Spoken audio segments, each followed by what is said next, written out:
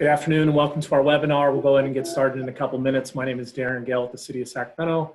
We have a great program for you today about life after COVID, re-engaging your workforce, and new regulations to consider as an employer. So again, it's 2 o'clock right now.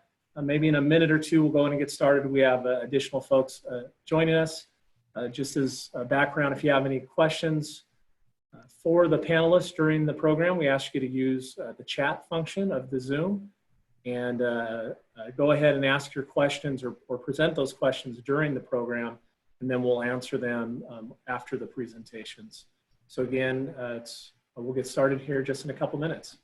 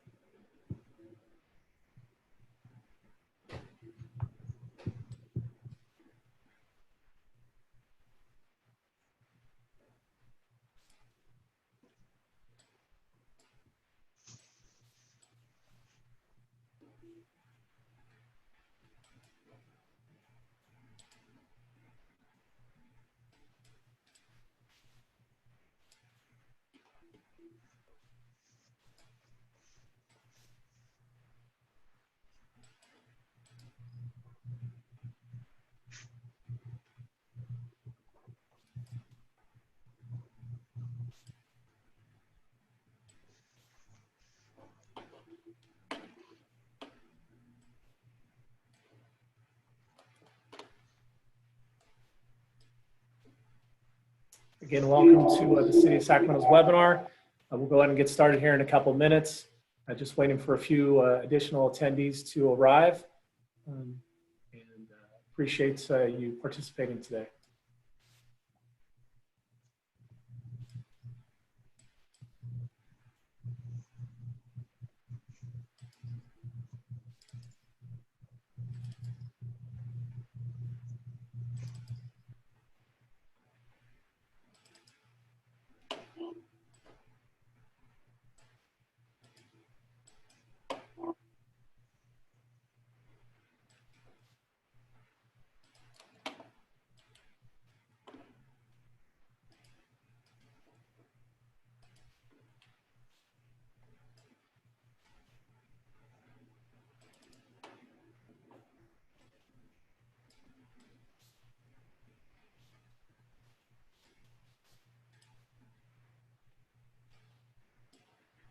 Well, good afternoon. Once again, my name is Darren Gale, and I'm with the City's Office of Innovation and Economic Developments.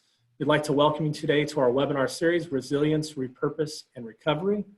Today, we have a really great program about life after COVID and re-engaging your workforce and new regulations to consider as an employer. At this time, I'd like to introduce the CEO of BizHaven, a local Sacramento HR consulting firm. I'm Alex Wicks, who she will talk a little bit about herself and then introduce our speakers and give a little bit about the agenda today.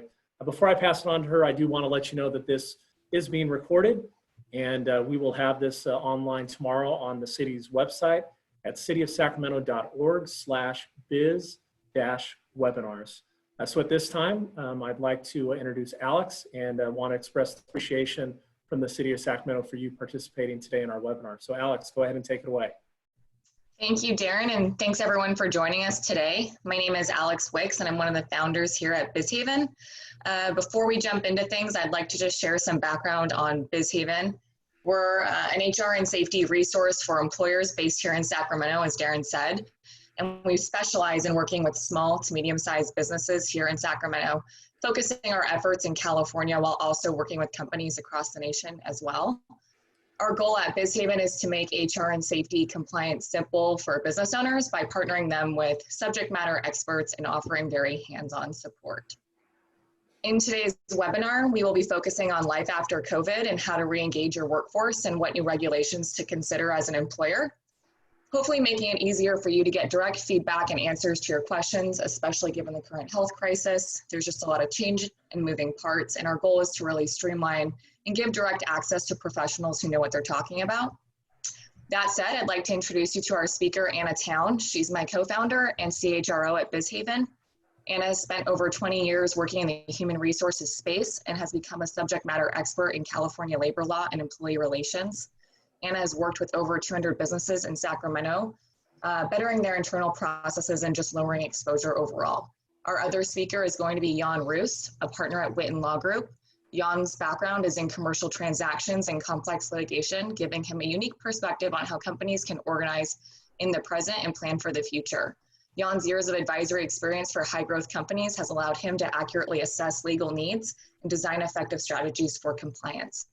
We'll also have Mackenzie Robinson chiming in. She's an HR business partner here at BizHaven, asking questions that we've heard in the field and what we've heard from our clients as well. Thanks, Anna and Jan, for speaking today on this topic. I know it's raised a lot of questions for employers, so thanks again and for being here and sharing your knowledge with everyone. With that said, I'll go ahead and kick it over to you, Anna, to get things started. Thanks so much, Alex, and thanks again for having us today. We're very excited to talk about this topic.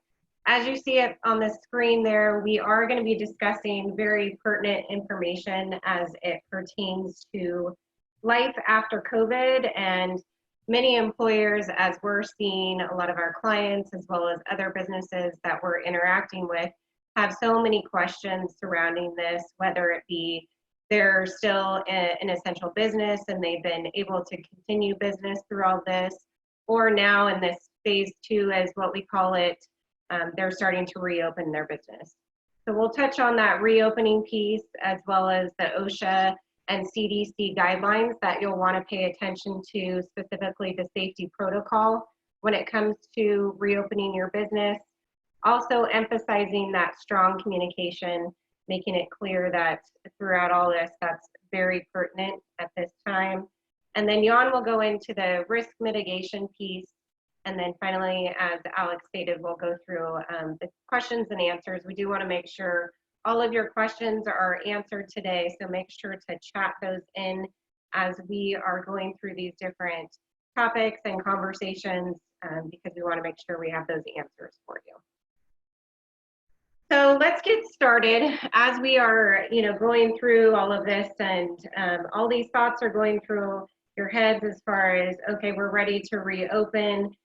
What do we do now? Or as I said before, if you have been an essential business, which is great for you, but what changes have we had to make? What have we had to implement to make sure we are staying up to date with all things considered, making sure we're compliant out there. So before you actually reopen, if you are not one of those essential businesses at this point, we want to make sure that you're really evaluating, can you reopen at this point? We got these PowerPoint over to the city yesterday, but even since yesterday, there's been some changes, and I'm sure many of you are aware. Great news for the city of Sacramento, but we are moving further along into phase 2 of reopening. So it's really paying attention and making sure we're up to date with the latest, the regulations, the city orders, the county orders, the state orders, to make sure we are even qualified at this point as a business to reopen.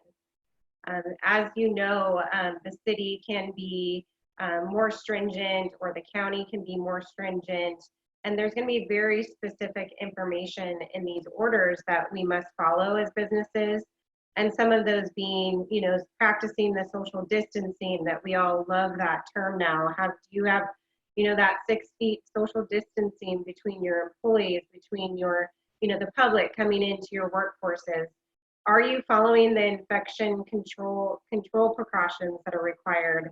And have now you implemented that social distancing protocol, and are you compliant with it? And you'll see on this next slide, oh, I can control it. Sorry about that. You'll see on this slide. So most city and county orders now mandate that essential businesses prepare such social distancing protocol. So those of you that are considered essential business, as I said, are used to this term, but those getting back into the swing of things and back to reopening now have to follow these protocols, and we need to make sure that you're compliant on your end. And this basically explains how the business is achieving objectives to reduce that spread of COVID-19. You'll want to post these by all entrances into your facilities to the public and also to employees, and then also providing a copy to employees as well. So you'll see the link there specifically for Sacramento County. If you are in multiple counties, however, throughout the state or in other states nationwide, you're going to want to make sure you pay attention to not only that state specific information, but the county and even city as well. Here's the example of what's required here in Sacramento, this Appendix A social distancing protocol. You'll see that it's very specific to the business. So it's going to give the business name, facility address. You're going to have that with very specific information if you have multiple locations. What's that approximate square footage, as well as the required signage, measures of how we're protecting our employees' health. And then you're going through this entire Appendix A, again, posting it as well as providing a copy to your employees. And another sign that is also required is this, we are practicing social distancing in the workplace, avoiding entering the facility if we have a cough or fever, maintaining that social distancing, sneezing or cough into cloths, etc., not shaking hands. Maximum number of customers allowed in the location, etc. So very stringent guidelines out there to really pay attention to, again, not only in Sacramento County, but also throughout the state, across the nation. Okay, so we're lucky now to be in this, stage 2 of reopening. We actually received this information as of last week. That we are now in the midst of stage 2, and yesterday we got the great news that we are moving further along in stage 2.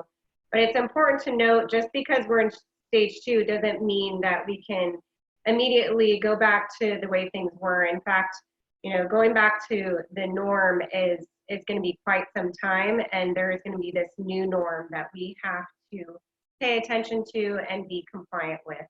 So as you're reopening, we want to make sure we follow these 5 guidelines, that you're performing a detailed risk assessment and implementing a site-specific protection plan.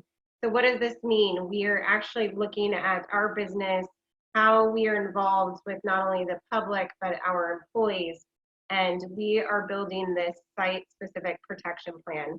These are things that we are helping our clients through day to day, and are happy to help any of you along with this as well.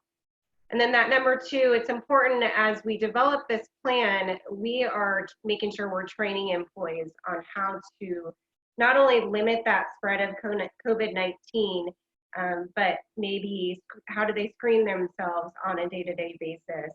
How do we encourage and how do we train our employees to make sure they're staying home if they have any of these potential symptoms of COVID-19.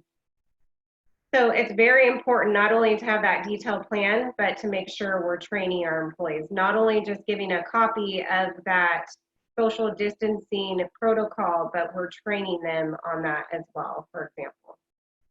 That number 3 there, we want to make sure we're implementing individual control measures and screenings, whether that be, proper personal protective equipment, if it's necessary to have masks in your facilities. Are we, one of the facilities that we have, are we doing temperature checks, for example?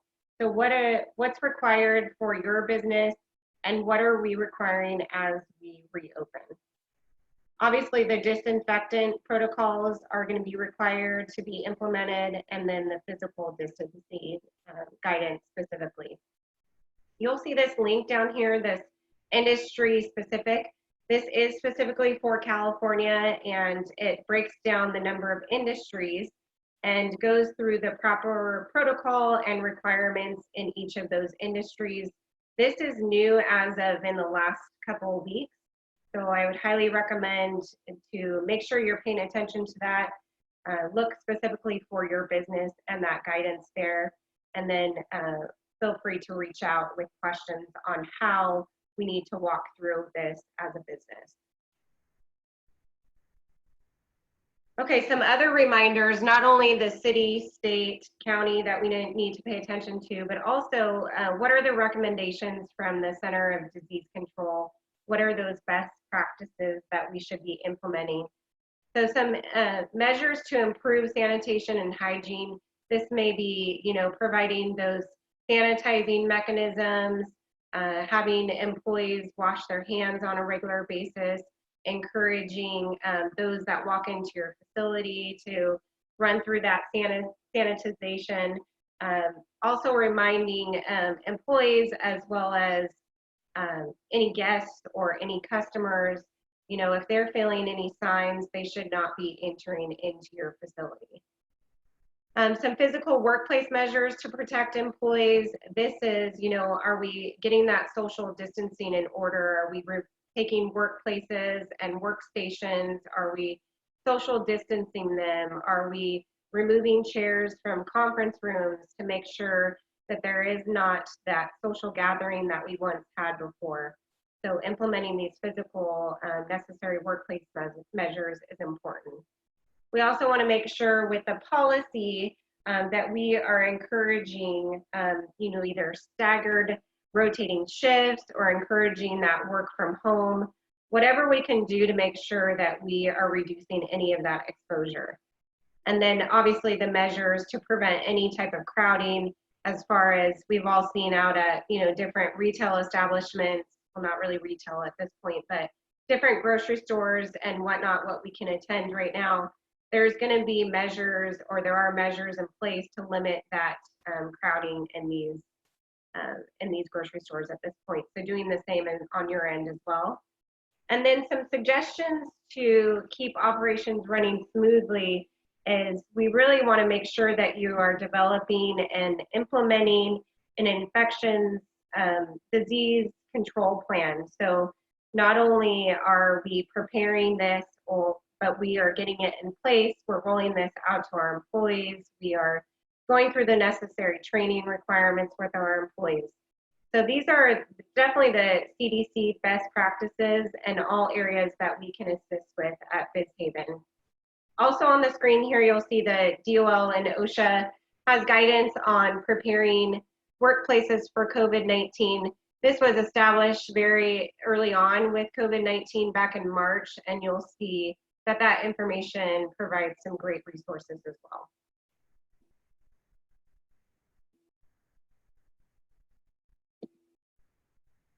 And then finally, it's very important on the reopening phase that we make sure we have this strong communication with our employees. Now that companies have gone fully virtual at this point, many of you have either had maybe individuals or employees working from home or being able to do their jobs a little bit differently than they were before pre-COVID-19.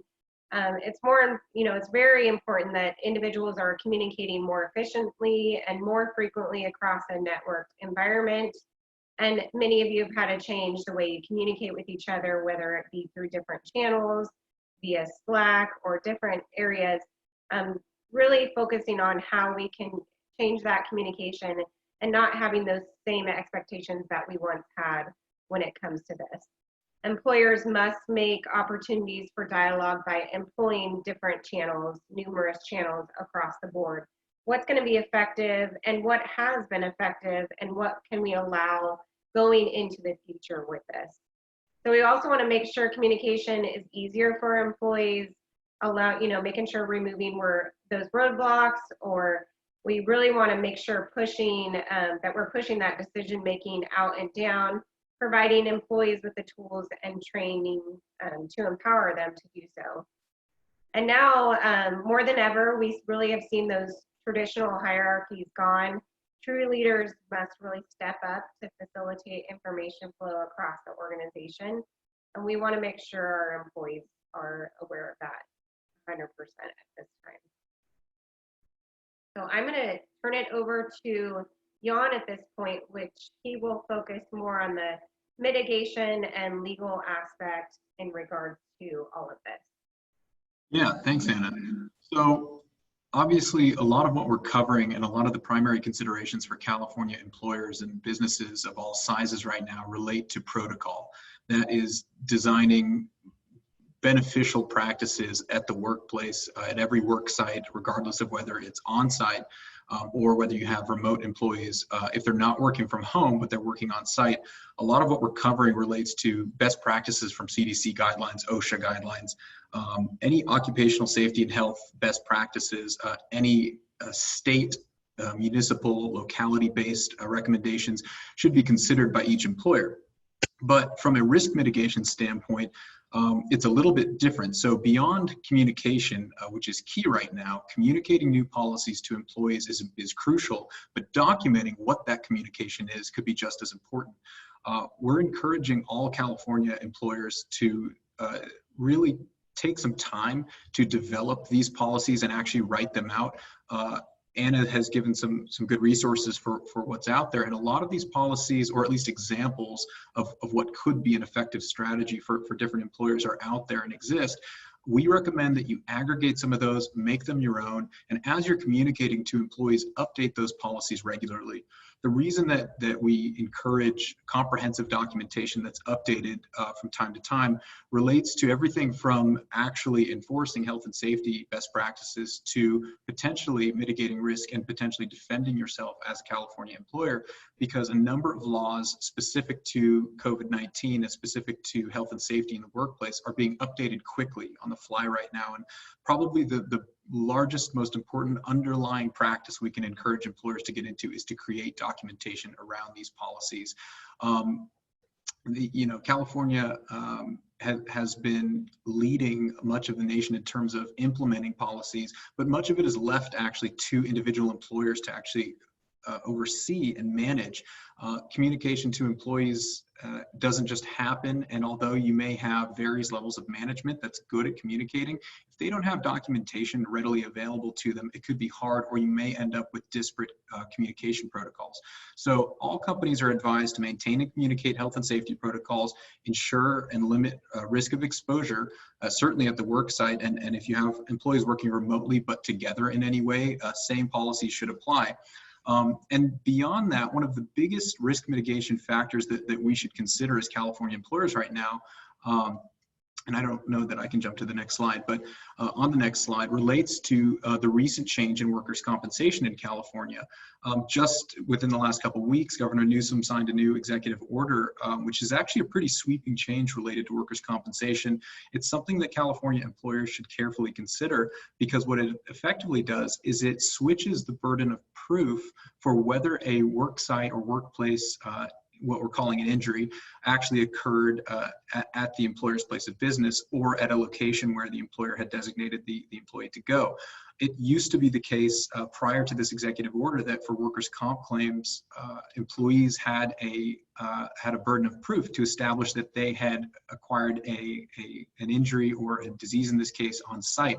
Now, for any COVID-19 related illness or any diagnosed injury, there is a rebuttable presumption that presumes the employee actually contracted the virus or the illness on the job. And it's actually shifted the burden to employers and companies to establish that that wasn't the case. So how do you do that? Well, the best way to do that is to have very clear documentation as to what health and safety protocols you'd implemented. So everything that Anna has covered here and the policies that are being advised by groups like BizHaven are pretty crucial to enforce, but just as crucial is the documentation of those policies. So heed the new workers' comp rules, be aware of what risk mitigation policies are out there.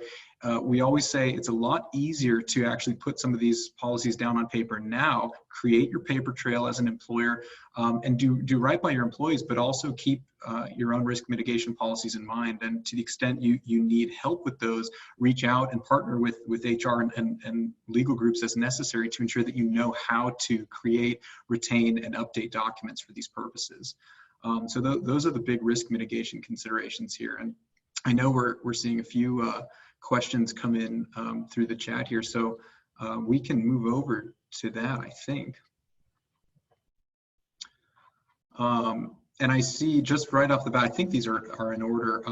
I see there's one in here asking how folks can know if their business is allowed to reopen if they're not considered essential. So obviously, if your company was considered part of the defined essential groups, this isn't as much of a question. But as we've been referencing, there's a multi-tiered phased restructuring and reopening for the state.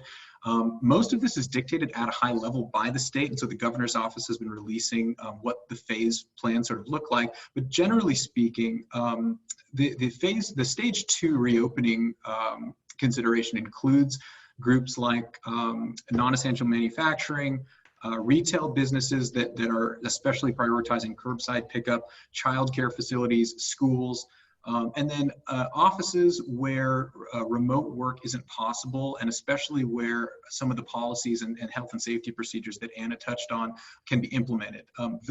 Most of those would fall into stage 2 reopening, subject to local restrictions that may still apply.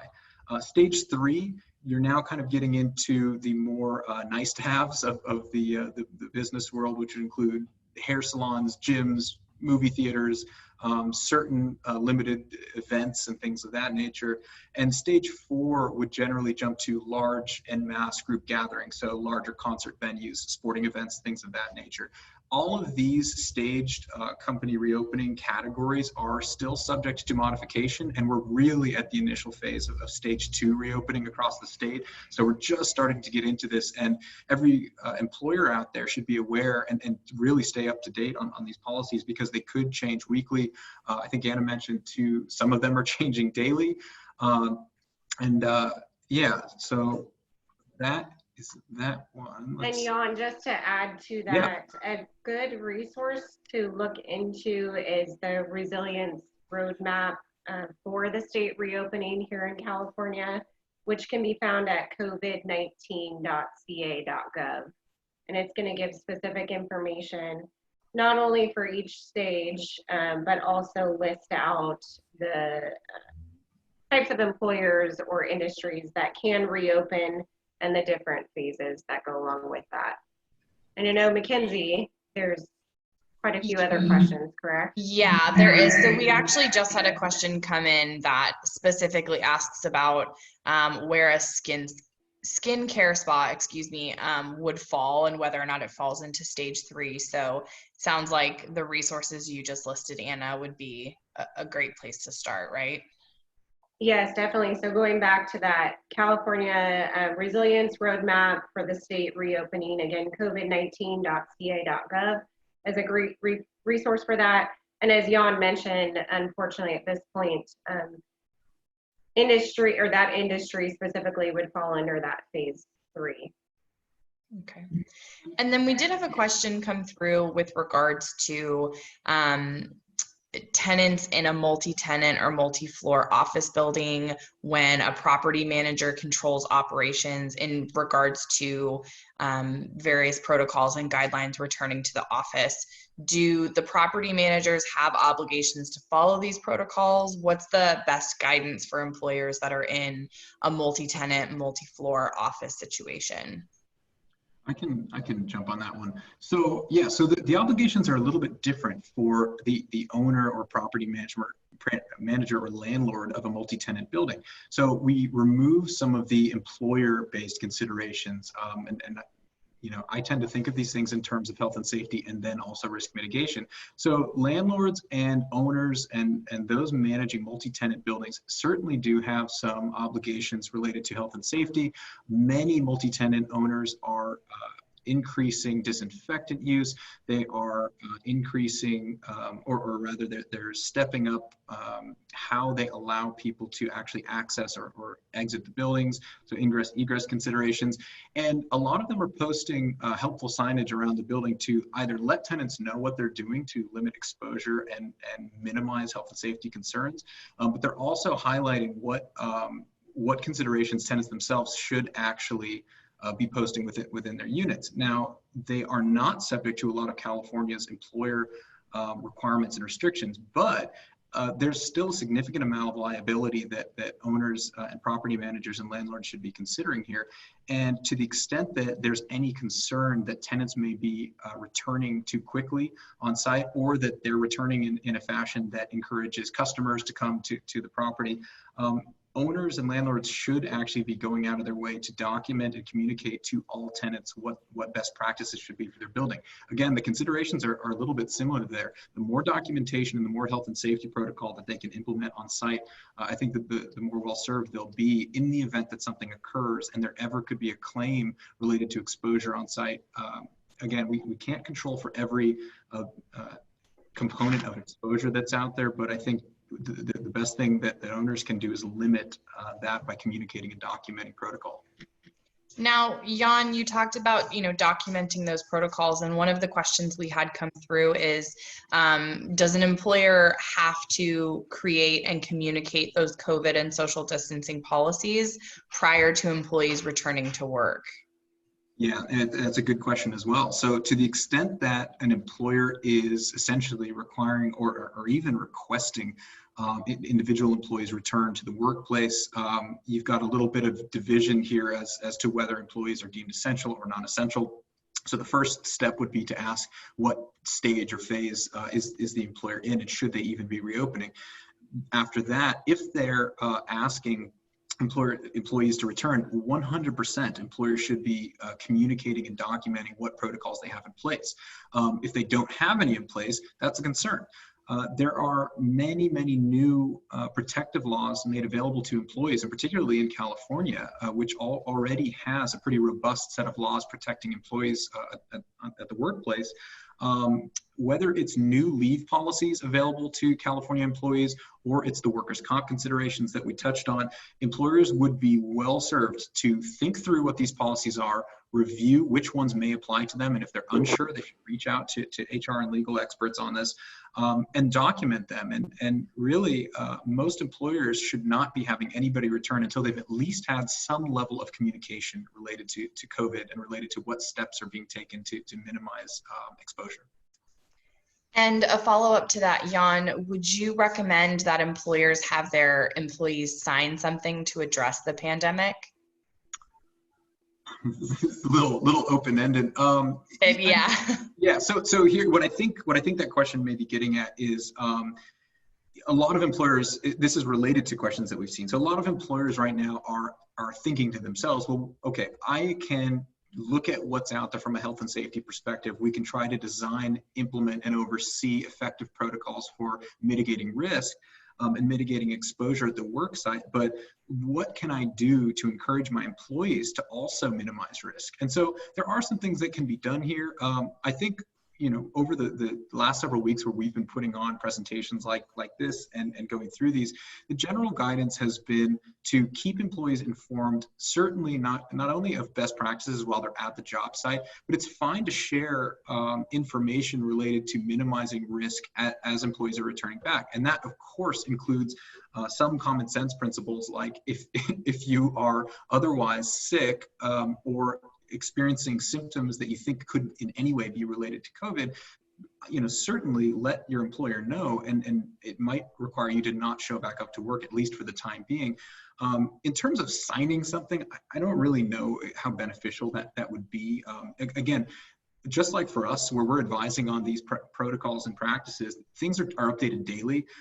In that same way, for employees, their health considerations are updated daily. And I think the best policy for that is to create clear guidance for employees and basically tell them, hey, if you think you may be exposed, if you had a family member who was diagnosed positive, if you have any reason to believe that you could risk the health and safety of your coworkers and employees, let us know, and we should jointly consider this for a timing for return. We've had quite a few questions submitted actually around the requirements of certain gear and protection wear. Specifically, can they require employees to wear or not wear a mask? Can they require their employees to get COVID testing? And are employers required to take employees' temperature when they return to work? Should they be self-monitoring temperature? I know that's a couple questions thrown at you, but maybe between Anna and Jan, you guys could touch on just really the best best testing and implementations for employers to ask of their employees coming back? Yeah, Anna, did Yeah, you- I'll speak to the personal protective equipment side of things. So going back to what I mentioned in the presentation as far as industry specific information, we're really going to want to focus on that specific to each of your industries out there and whether or not there is this requirement. As I stated before, we are now moving a little bit further in phase 2, which is allowing Sacramento County restaurants to reopen, but part of that is the requirement that not only those that are working for these establishments have face masks, but I just read today that those of us as customers going into these restaurants are going to be required to wear face masks while we are not eating or drinking. So it's going to be very specific to your industry in regards to what's required with that, either masks or any other personal protective equipment that's required at this point. So there's no black or white answer out there, but I'd really encourage, to get further guidance or to at least start looking into what's required for your industry. And then specifically to the temperature checks, Jan, I don't know if you want to jump into that. Well, yeah, we've touched on this a little bit as well. It's somewhat similar to the point I was just making about the day-to-day nature of a lot of this. And the fact is, for employees returning on site, it's understandable why employers have a vested interest in having as much readily available data as possible as it relates to on-site workers. The problem is something like temperature checks, that's come up a lot as a question. It's not always a perfect indicator of risk or exposure. And to the extent that it puts employees in an uncomfortable situation and may actually impinge on some privacy related considerations for employees. And as a final consideration, by even mandating temperature checks, you may even be increasing the likelihood of exposure on site. We're not advising that needs to be done on site. Again, I think the best policy and procedure for employers right now is to encourage health and safety practices for employees when they're on site, when they're working amongst each other, certainly implementing social distancing to the extent practicable. And other than that, asking employees to self-report. Everybody has a vested interest in getting this right. All employees have a vested interest in protecting themselves and each other, and employers have an interest in protecting their workforce. I think right now the self-reporting mechanism and encouraging employers to do that is the best approach. And I know there have been questions as well related to I think the perception of employees sort of taking advantage of that by over self-reporting what they think could be potential exposure. Guess what? Right now, everybody needs to sort of err on the side of caution. There's a lot of folks that want to return to work, and there are certainly a number of companies and businesses across the state that want to reopen. Rushing that on either side of the equation and risking exposure is not good for anybody. So right now, I think everybody needs to work through the honor system a little bit with each other. I think employers need to do the best job they can documenting what health and safety protocols employees should be considering. And employees need to be doing right by themselves, their families, and their coworkers and employers by just being honest and accurate about the state of their ability to operate and return to work. Great. And we did have a question come through specifically asking about when in-dining restaurants will reopen. And I think you touched on that, at least here in Sacramento County, and it will vary through the state in terms of what policies and procedures they put in place. And I know actually one of the other questions as well was about how would a restaurant determine the capacity for indoor dining? Yeah, and I did read something on that, but specifically restaurants are going to want to look to that industry guidance that they're providing, which can also be found on that resilience roadmap. And then the link is also in the presentation. Okay. Another question we had come through is, what if an employee is refusing to return back to work, and what options does the employer have? Good question. I'll take it initially, and then Jan, feel free to step in. We've had this question quite a bit come up with not only our clients, but as we're out and about and talking to different businesses out in the community. And this is pretty common, right? Especially since here in California, those that are on unemployment, they're getting the max. Some of them are getting the max here in California as far as up to the, I believe it's at $455 a week. And in addition to that, the additional $600 from the government. So they're getting close to right around, you know, that $1,000 a week for sitting at home. And that may be more than what they would be making if they were to return to work. So many businesses are struggling with this right now. And how are they going to get these individuals and employees to want to come back to work at this point because of the extra pay or the extra benefits that they're receiving right now? And the mere fact is if you are now reopening and maybe it's you received the PPP loan, the Paycheck Protection Plan loan, and you're able to rehire your workforce back, or maybe it's now you're in phase 2 and you can reopen and you're trying to get these employees to come back to work and they're refusing to work. Well, that's considered, you know, they're choosing not to take their position, or basically abandoning their position, and they should not be entitled to unemployment at that point. However, with that said, there are so many, especially here in California, I don't even know what the number is at, and maybe Mackenzie or Jan, if you know, that are on unemployment at this point. The mere fact that California can't keep up with that. So they're not going to be able to say, okay, Mackenzie, you were offered your job back and you didn't return to work. Let's ixnay your unemployment. So it's going to be difficult, and I think very challenging to encourage these employees to get back in the workforce. But it's more important than ever, so we can get this economy back moving again. And Jan, I don't know if you have any additional insight there. Yeah, I think the one additional component of that I would elaborate on, you mentioned the Paycheck Protection Program. So a lot of California employers either applied for and many have received funds through the PPP. It's a good program to the extent that it can help supplement and assist with payroll and other expenses during what is a very difficult economic climate for companies. But that question about employees returning has raised a number of interesting considerations for the Paycheck Protection Program, because as most employers that have gone through the process know, a large part of the forgiveness component of that program relates to return to work policies and rehiring workforce that had been either let go or furloughed related to COVID.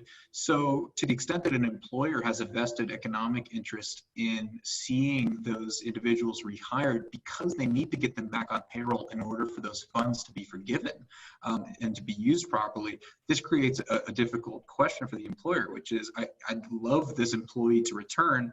They are expressing disinterest in returning. That could be for a whole host of reasons. If that reason for the employee not returning is not a protected reason and a valid ADA consideration or something like that, there's a very real question for employers as to whether their Paycheck Protection Program funds will be at risk for that. And the good news is the SBA's most recent guidance indicates that the employer would still be able to receive forgiveness for payroll amounts so long as they're still trying to hire and bring back a head count that matches that which they had used to apply for the funds in the first instance. And just to highlight the point that the guidance on that is changing, and on a lot of these policies is changing almost daily. Just hours before today's presentation even, we're seeing that Congress is even debating right now extending what has been an 8-week pay period following receipt of funds under the Paycheck Protection Program. So they're now at least discussing extending that period to 12 or 16 weeks. It hasn't happened yet, but these policies are changing truly daily. And I think the employee returning question is one that's going to keep coming up, and employers would be well advised to just keep an eye on the guidance that's out there. And again, if you're unsure, reach out to HR and legal specialists who are following this daily. Thank you, Anna and Jan. So we did have a question actually on the other side of that. So not so much pertaining to employees who were furloughed or laid off, but employees who are still currently employed and working remotely. So what is the best approach an employer can take if they have a remote employee who's refusing to return to the office? Yeah, I'll take that one. So that's going to be also a challenge during this time. So we've seen in the last couple of months that many businesses have had to remain agile and change their operations, and in fact allow those that were, working in an office to work remotely. And it's going to be very difficult for some employees to be able to say, well, I can very much well do my job from home, and why do I need to return to the office at this point? So our recommendations from this side, on the Bizhaven side, is really we want to make sure we're remaining flexible in this time. What can we do to make sure that, this is a very uncertain time for all of us across the nation, across the world, and if it's feasible for an employee to accomplish their job responsibilities, their tasks from a remote environment, why wouldn't we allow our employees to work remotely, especially during this very questionable, scary time for many people? So flexibility is key, and then really digging into those job descriptions that are in employees' job responsibilities in those employees' job descriptions, and whether or not it's possible to do those tasks remotely. And if not, then maybe there's, doing some staggering as far as half of their role can be done remotely, half could possibly be done inside the office, removing some of that exposure and limiting some of that exposure of how they're engaging with other employees or coworkers, whatnot. And employees who are 60 and older, or even 65 and older, are they able to come back to work? Do they have special provisions coming back to work? Are there any special protections where they should be working from home versus going into the office? So people who, like I said, are 60 to 65 or older, or perhaps have other disclosed conditions that put them at a higher risk, how should employers approach returning them to the physical workplace? Yeah, that's a great question, and a question we received quite a bit from our clients. So we want to be very careful in this aspect. The CDC is actually really recommending that age group to stay at home and not be out amidst, other, public entities or grocery stores or out in the workplace. However, from an employer standpoint, we want to make sure we're not discriminating against those individuals as well, and making it clear to them that they understand the risk that's associated with that, but we can't prohibit them from returning to work. And Jan, I don't know if there's anything you want to add to the legal aspect of that, but really being careful with the discrimination piece. Yeah, no, that's right on. I mean, that's the correct advising there. And I think for any class of employees that either consider themselves to potentially be at higher risk or where there is a true concern. And again, this is going to be a bit case by case because all employers are different.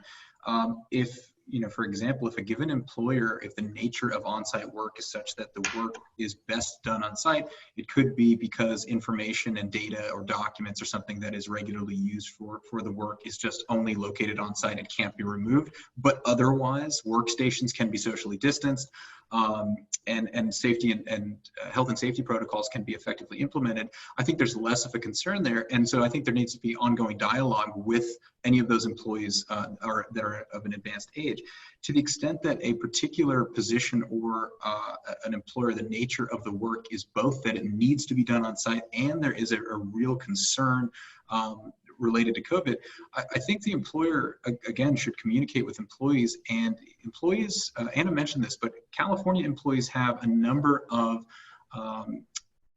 options to avail themselves of if they are concerned, and certainly if they have any actual consideration of exposure at home, at the workplace or elsewhere, there are a lot of leave policies that have been extended and are providing protections for employees that could be impacted there. So I would recommend employers communicate with their employees and determine whether, not based on age, but based on underlying considerations and the employee's own concerns.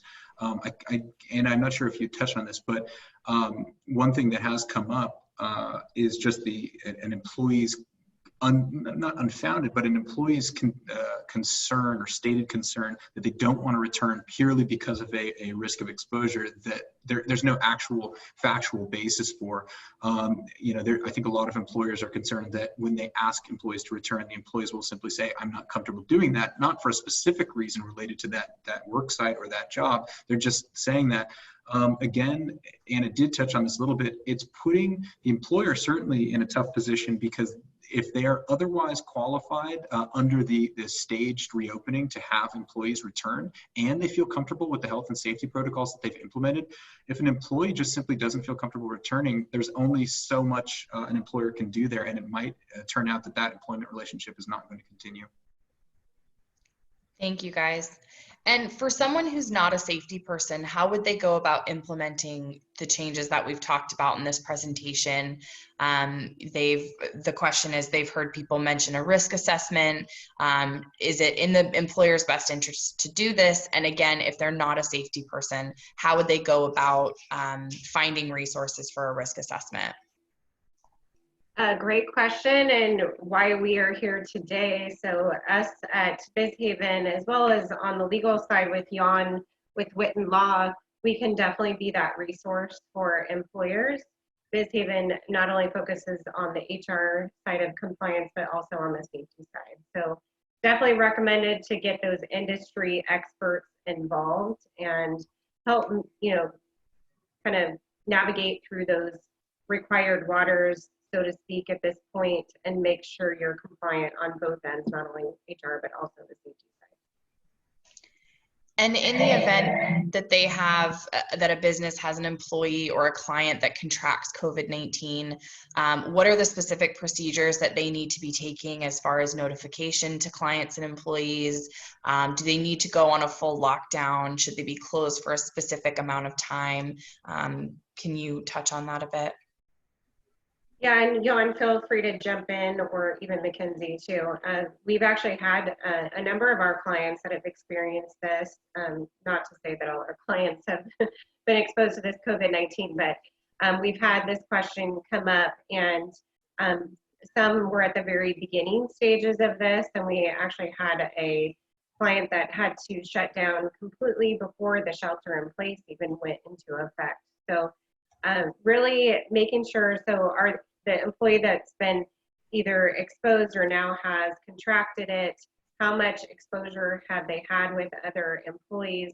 We'd be really walking through that. If they're working from home remotely, there hasn't been any of that exposure, then it's not necessary to shut your facility down. But if it is someone, in fact, that works at one of your facilities inside an office location or warehouse or whatever your facility may be, it would be imperative that you shut your location down. CDC has very specific requirements and recommendations of what needs to be done as far as airing out the facility, cleaning the facility, and then shutting it down for at least 24 hours. And then notifying any individuals that may have come into contact with this employee. Of course, keeping the HIPAA concerns in play there and privacy laws, and making sure we're not disclosing that information about these employees, but letting these other employees know that someone either has been, either exposed or has contracted the coronavirus. Jan, I don't know if you had anything to add to that. Well, I think that's right on. Nothing to really add. I think I'll just double down on the HIPAA and privacy policy considerations, not only just for this question, but just generally. So much of what we're discussing and so many of the concerns related to employers right now involve what could be sensitive health considerations for employees. And certainly, most employers are not expected to be experts on HIPAA or on overarching privacy policy considerations. But now is a time to either figure out which of those may apply to you, and certainly err on the side of caution as it relates to sharing or exposure of any sort of sensitive or private information related to employees. Again, if you're unsure, that's why groups like BizHaven exist. Employers would be well advised to reach out, even to just get a sense of what privacy policies look like and what would be areas that are delving into potentially problematic compliance.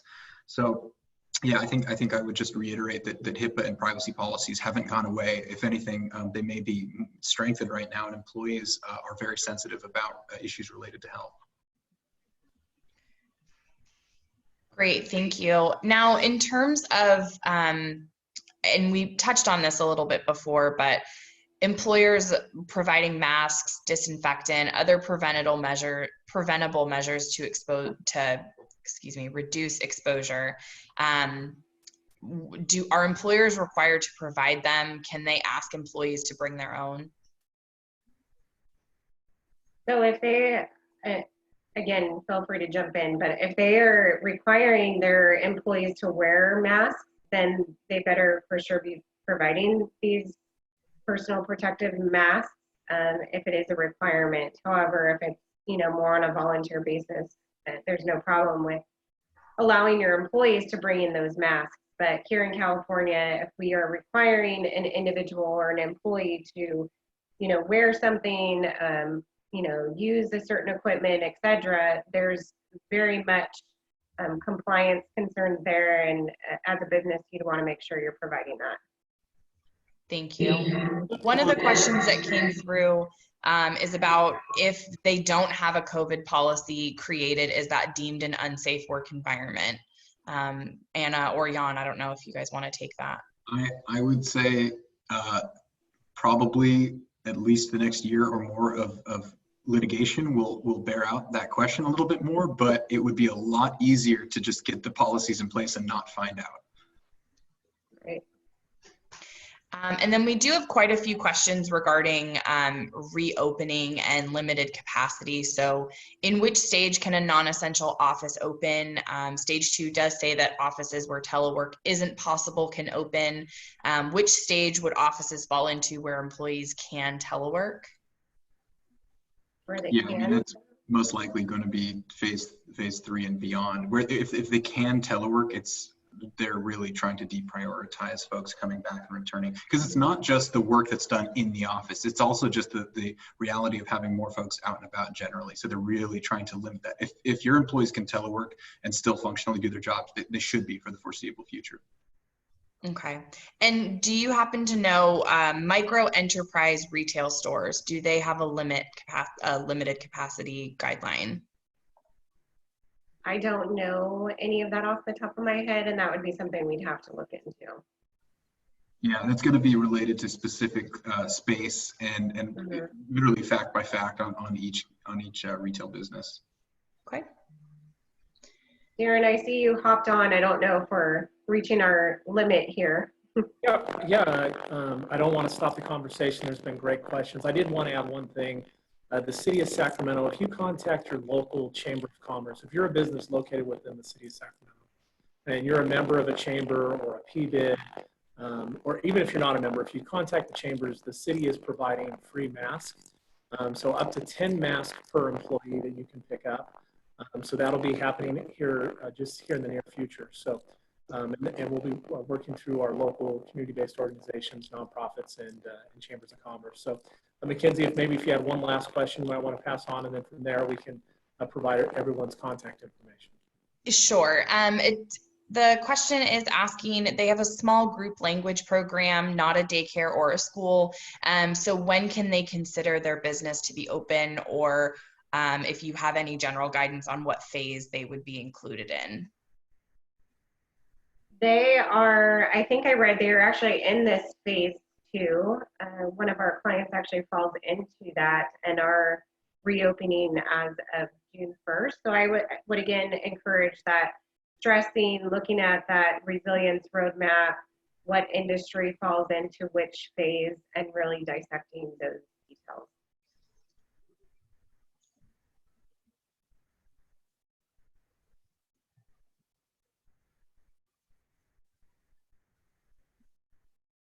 Thank you everyone for having us. So once again, I just, on behalf of the City of Sacramento and those who have participated today, we really want to thank Witten Law and BizHaven for participating and providing a lot of expertise on this subject. Both these are local Sacramento-based companies, and their contact information is here. Again, we appreciate your participation in our webinar series of re-engaging workforce and new regulations to consider as an employer. Our next webinar, hope to be next Wednesday, and it'll be on restaurants, very specifically working with environmental health in Sacramento County to talk about what businesses need to do, what restaurants specifically need to do as they reopen as we enter into phase 2. So again, on behalf of the City of Sacramento, BizHaven, and Witten Law, we want to thank your participation, and this will be on the city's website at cityofsacramento.org/bizwebinars. Thank you very much. Thank you again. Thanks, everyone. Thank you.